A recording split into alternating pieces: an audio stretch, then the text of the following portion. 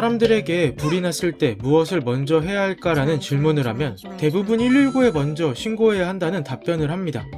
이는 어렸을 적부터 그렇게 배워왔고 불이 났을 때 먼저 해야 할 일로 타당해 보입니다.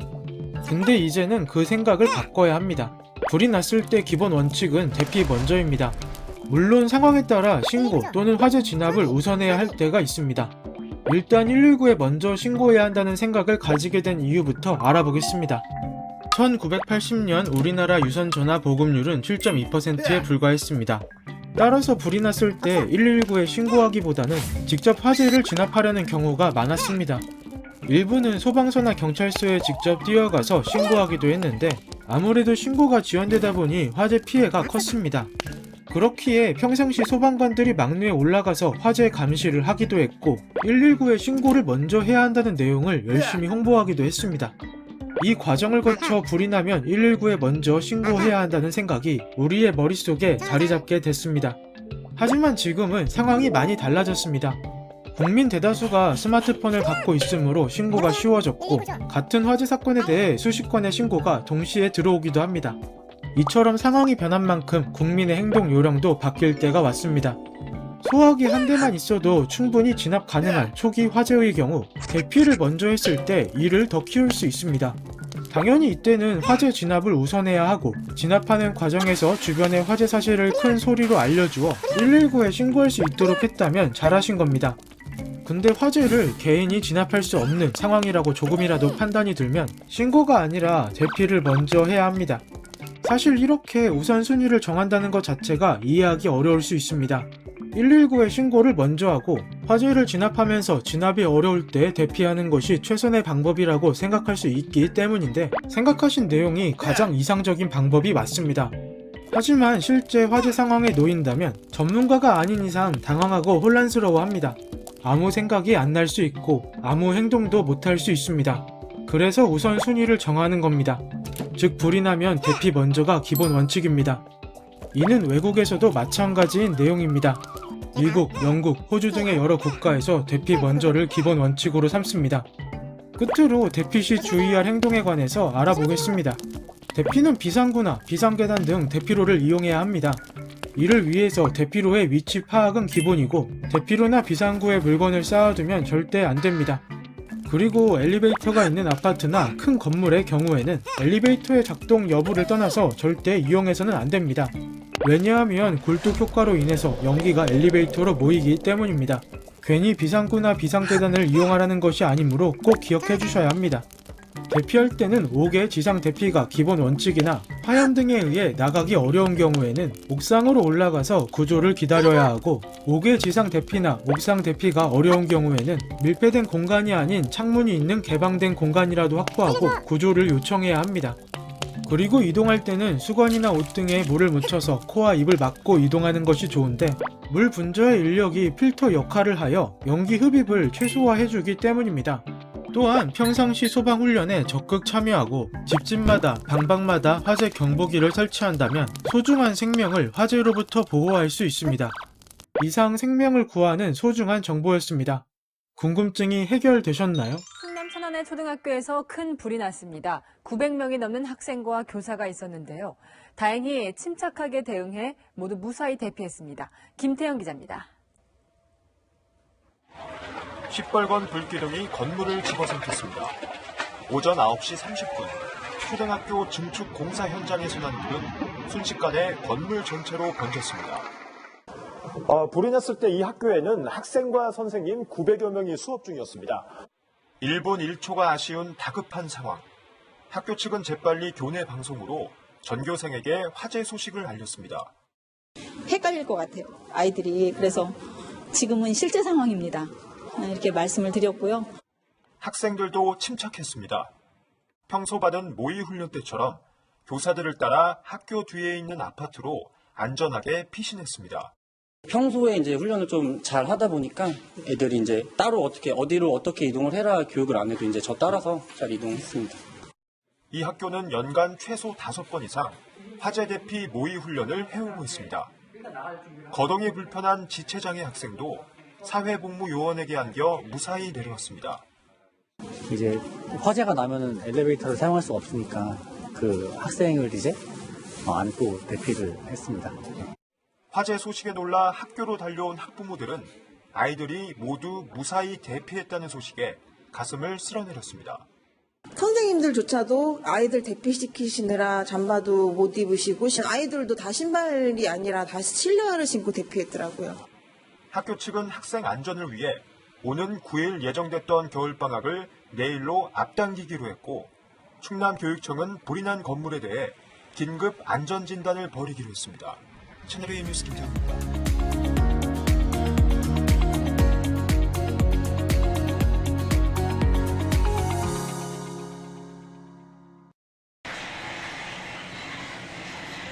한 번에 끝내는 119초 안전교육. 내가 있는 이곳에서 지금 불이 난다면 바로 안전하게 대피할 수 있는 1탄! 불이야! 불이야! 소리치고 얼른 밖으로 대피합니다. 신고가 절대 먼저 아니에요. 대피가 우선입니다. 밖으로 나가면서 할 수 있다면 여기 있는 이 발신기, 여기 투명 커버를 세게 이렇게 눌러줘야 건물 전체에 불이 난 걸 알려줄 수가 있어요. 제가 지금 부신 게 아니고 저렇게 사용하는 거예요. 불이 났을 때 제일 위험한 건 연기를 마시는 일인데요. 연기를 마시지 않기 위해서는 이렇게 수건에 물을 적셔서 호흡을 막고 얼른 밖으로 대피를 합니다. 하지만 물이 없다면 내가 모르는 이 건물 구조에서 막 돌아다니면서 헤맬 필요가 없어요. 내 옷 소매, 마스크, 뭐든 좋아요. 천으로 얼른 호흡을 가리고 밖으로 안전하게 대피하면 됩니다.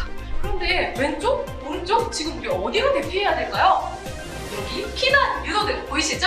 피난 유도등 밑에 있는 문을 열고 나가면 안전한 비상구가 나오는데요. 너무 반가워서 덥석 잡고 문을 벌컥 열었다가는 문 뒤에 불이 있다면 폭발이 일어날 수도 있고 화상을 입을 수도 있겠죠? 손으로 이렇게 침착하게 열기를 감지하고 열기가 느껴지지 않는다면 이제 문을 열고 밖으로 대피하면 돼요. 자, 불이 난 공간은 제가 지금 불을 켜놔서 화났지만 원래는 엄청 깜깜하고 검은 연기가 가득 차 있어서 앞이 잘 안 보여요. 방향을 잃을 수가 있기 때문에 한 손은 벽을 짚으면서 밖으로 나가고 아까 알려드렸던 손수건으로 코앞을 막고 나갈 거예요. 이렇게 연기는 위로 올라가기 때문에 최대한 몸을 낮추는 게 중요합니다. 얼른 밖으로 이제 대피해볼게요. 열심히 대피하다가 이상한 철제 셔터가 나왔어요. 막혔다고 낙담하지 마세요. 비상구라고 쓰여있죠? 침착하게 손으로 비상구 글씨를 잡고 밖으로 내밀어. 이렇게 방화 셔터가 열립니다. 탈출 성공! 안녕하십니까?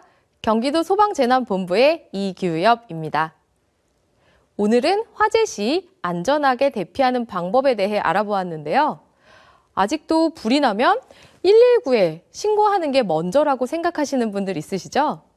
불이 나면 대피와 신고, 어느 것이 먼저일까요? 당연히 나의 안전이 우선입니다. 먼저 안전한 곳으로 대피하고 나의 안전이 확보되었다면 그때 119에 신고해주세요. 어린이나 노인 등 재난 약자의 경우는 특히나 대피가 우선입니다. 불이 났을 때 우리에게 가장 위험한 것은 바로 연기입니다. 이 연기 속에는 유독가스가 많이 들어있어서 우리가 조금만 들이마셔도 금세 인체에 치명적인 손상을 일으키는데요. 이 연기를 마시지 않기 위해 제가 젖은 수건으로 코와 입을 꼭 막으라고 말씀드렸었죠. 손수건을 적셔서 사용해야 하는 이유를 이해하시기 쉽도록 실험으로 준비해봤습니다. 마른 손수건과 젖은 손수건으로 각각 덮어둔 굴뚝인데요. 어느 곳에서 연기가 더 잘 통과하는지 보이시나요? 섬유 사이에 있는 이 물방울들이 연기가 통과하지 못하도록 방어막 역할을 해주기 때문에 젖은 손수건은 연기 투과가 어렵습니다. 불이 나면 심리적으로 불안하고 또 당황스럽기 때문에 대부분의 사람들은 평상시의 호흡보다 3배나 빠르게 깊고 많은 호흡을 하게 됩니다. 화재 대피 시에는 되도록 젖은 수건이나 옷소매를 적셔서 코와 입을 막고 침착하게 호흡을 유지한다면 연기 흡입을 막을 수 있을 것입니다. 그런데 물을 찾으려고 일부러 화재 현장으로 다시 돌아가거나 건물 구조를 잘 모르면서 건물 안에서 헤매다가 대피가 지체되어서는 안 되겠죠? 물을 구할 수 없을 때는 옷소매, 주변에 있는 천, 뭐든지 좋습니다. 코와 입을 막고 얼른 밖으로 대피하세요. 대피할 때는 내가 나온 곳의 문은 닫으면서 대피를 해야 불길과 연기가 빠르게 건물로 번지는 것을 막을 수 있습니다. 불이 나서 당황스럽고 경황이 없겠지만 조금만 침착하게 방화문을 잘 닫고 대피한다면 더 큰 피해를 막고 나의 이웃도 화재로부터 지킬 수 있습니다. 그런데 혹시 방화 셔터라고 들어보셨나요? 화면과 같이 화재가 번지는 것을 막기 위해 건물 중간에 셔터가 내려오도록 한 건물들이 있는데요. 대피 중 이런 방화 셔터를 만난다면 길이 막힌 줄 알고 당황해서 되돌아가거나 그 자리에서 방황하는 경우가 있습니다. 일체형 방화 셔터는 대피를 할 수 있는 비상구가 화면과 같이 형광색으로 표시되어 있으니까 당황하지 말고 비상구 표시를 열고 대피하시면 됩니다.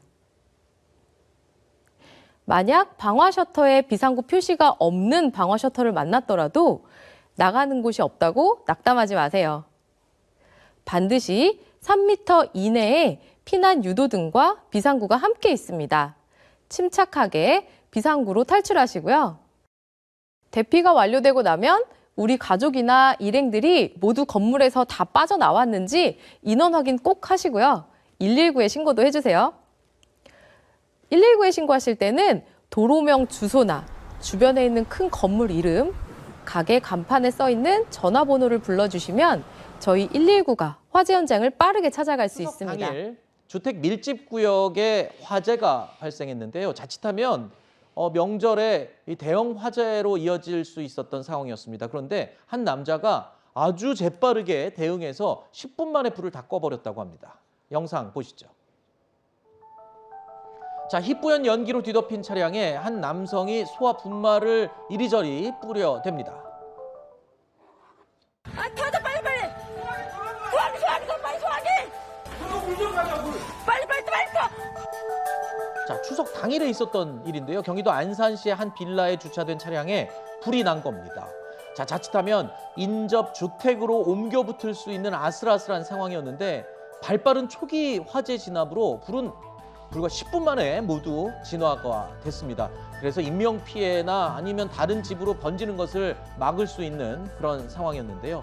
연기가 자욱한 상황에서도 불이 난 차량에 다가가는 것도 정말 대단해 보입니다. 저 같으면 저거 폭발할까 봐 무서워서 못 갈 것 같은데 알고 보니까 저 용감한 남성 이 처갓집에 명절 쇠러 간 소방관이었다면서요. 네, 23년차 소방관이었다고 하는데요. 역시. 지금 이제 불 끈데 거기 바로 건물 있잖아요. 네. 그게 이제 빌라인데 그 빌라 2층이 처갓집이었던 모양이에요. 아하. 그 명절 때 이제 뭐 일가 친치들 만나기 위해서 거기에 갔는데 갑자기 펑 하는 소리와 함께 불이 나는 거를 확인을 했다고 하고 네. 그리고 이제 소화기를 갖고 와서 끄는 이런 모습들 지금 우리가 확인한 거거든요. 네. 사실은 주택가에 저렇게 차량에서 불이 나면요 인근에 있는 집으로 옮겨 붙을 가능성이 매우 높거든요. 만약에 네. 폭발했다고 가정해 보십시오. 그렇죠. 그러니까 만약에 저 소방관이 없었다고 하면 아마 더 큰 사고가 날 수 있었던 상황이었다. 네. 그리고 불을 끄면서도 빨리 신고하라고 하잖아요. 그렇죠. 그러니까 매뉴얼을 알고 있는 사람인 거죠. 그래서 천만다행이었다 이렇게 생각합니다. 자, 이 멋지게 불을 끈 이모부의 모습을 본 조카가 이렇게 얘기했습니다. 들어보시죠. 저는 신고하고 저는 또 사람들 대피시키고 이모부는 그 차에 있는 그 소화기를 가지고 와서 끄시고 이모부께서 이렇게 다 진화 작업을 해주셨거든요. 조카 입장에서 볼 때 슈퍼맨이 따로 없었을 것 같습니다. 그럼요. 네. 그리고 지금 저 가족들이 같이 함께 해왔던 것들이 저 소화기 하나 갖고 안 돼요. 아, 그래요? 네, 실질적으로 가족들, 이웃들이 빠르게 소화기 12개를 모았다고 하고 지금 보셨던 것처럼 일단 신고하고 그렇죠. 그다음에 또 나머지 또 주민들 대피도 시키고 네. 거기다 나중에 이제 119 신고해서 이제 와서 현장에서는 이제 거의 뭐 지날 게 없었단 말이죠. 네. 저 엄청난 시민 의식이고요. 말 그대로 저 소방관분은 가족들 또 이웃들의 영웅이었던 것 같습니다. 알겠습니다.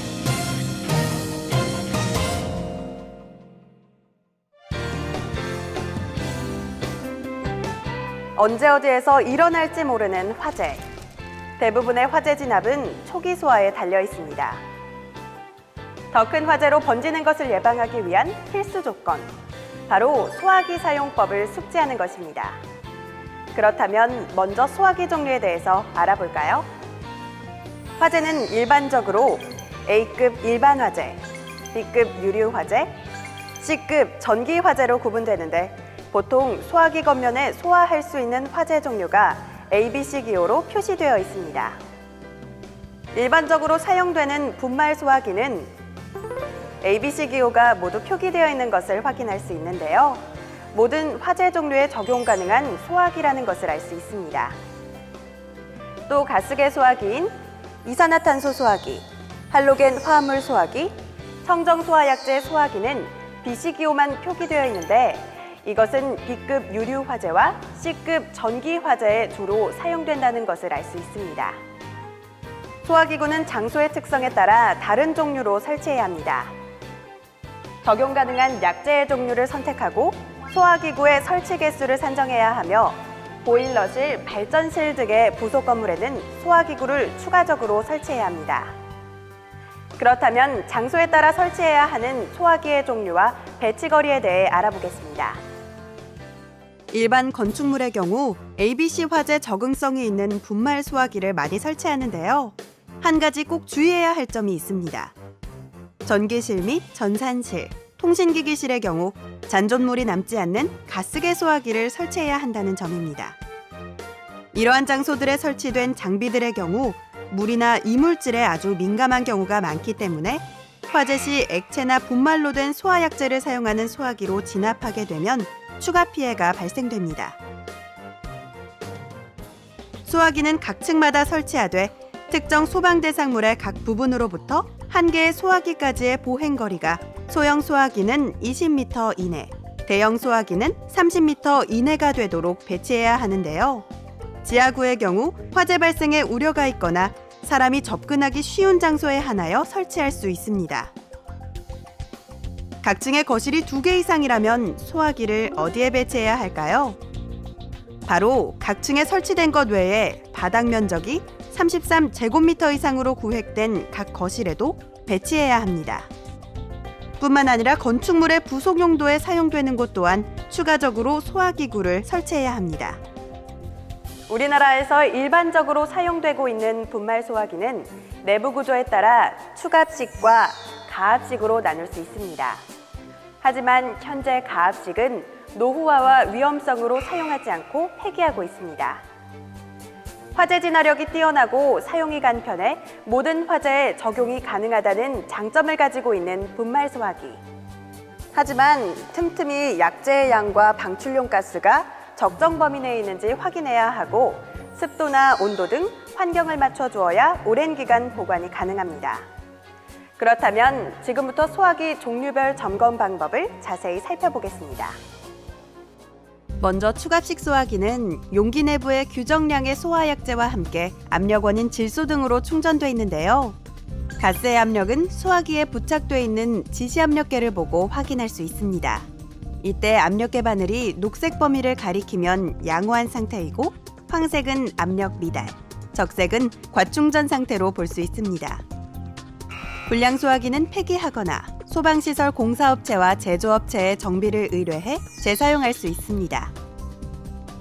이산화탄소 및 할로겐 화합물 소화기는 자체 증기압에 의해 소화약제가 방출되므로 용기와 약제의 총 중량을 측정해 확인할 수 있으며 설치된 압력계를 보고 방출압을 확인할 수도 있습니다. 분말 소화기는 한 번 사용하면 소화기 내의 압력이 낮아지기 때문에 재사용은 어렵습니다. 가스계 소화기는 용기에 문제가 없는 한 사용 후 부족해진 가스를 충전하여 반영구적으로 사용이 가능합니다. 꼭 필요할 때 유용하게 사용하기 위해서는 평소 올바른 점검과 관리 방법뿐 아니라 사용 방법까지도 반드시 숙지하고 있어야겠습니다. 안녕하십니까. 지금부터 소화기 사용법에 대해서 말씀드리겠습니다. 소화기를 옮길 때 한 손으로 손잡이를 잡고 다른 손으로 소화기 밑바닥을 받쳐듭니다. 그 다음 바람을 등지고 화점 부근으로 접근하여 안전핀을 뽑습니다. 노즐이 화점을 향하게 한 뒤 손잡이를 강하게 눌러 골고루 방사하면 됩니다.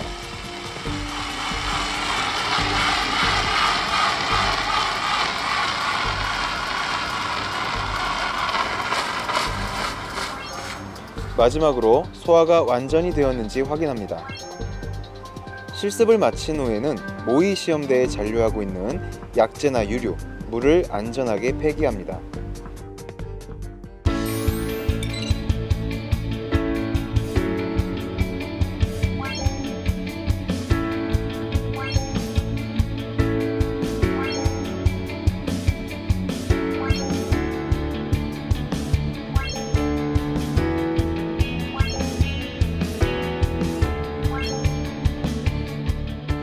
알아두셔야 할 또 다른 형태의 소화기구가 있습니다. 그것은 바로 자동 확산 소화기인데요. 화재 시 화염이나 열에 따라 소화약재가 확산하여 국소적으로 소화하는 소화장치를 의미합니다. 화재 시 일정 온도에 도달하면 소화기의 소화약재가 자동으로 방출돼 화재를 진압할 수 있는데요. 보통 보일러실이나 건조실, 세탁소, 음식점, 그리고 기숙사의 주방 등에 설치합니다. 그렇다면 설치 기준과 소화 과정을 알아볼까요? 자동 확산 소화기는 먼저 바닥 면적이 10제곱미터 이하이면 1개, 10제곱미터를 초과하면 2개를 설치해야 합니다. 자동 확산 소화기의 소화 방법은 화재가 발생하여 열이 감지되면 퓨즈가 용융되고 이에 따라 노즐이 개방됩니다. 개방된 노즐을 통해 소화약재가 방출됩니다. 자동 확산 소화기 점검 첫 번째 단계는 설치 위치를 확인하는 것입니다. 화기 상단 중앙에 설치되어 있는지, 천정의 부착대와 본체의 결합 상태가 견고한지 등을 확인해야 합니다. 다음으로 소화기의 지시압력계 상태를 확인해야 하는데요. 지시압력계가 녹색의 범위 내에 있어야 적합하며 빨간색 부분은 과압의 범위이고 노란색 부분은 소화기 내의 압력이 부족한 것으로서 소화약재를 정상적으로 방출할 수 없는 상태를 가리킵니다. 소화기는 관리 여부에 따라 유효성이 달라질 수 있으므로 소화기마다 점검 기록 카드를 비치하여 효율적으로 관리해야 합니다. 평소 소화기 점검과 관리를 꼼꼼히 하고 사용법을 완벽하게 숙지하여 필요할 때 유용하게 사용할 수 있는 여러분이 되시길 바랍니다.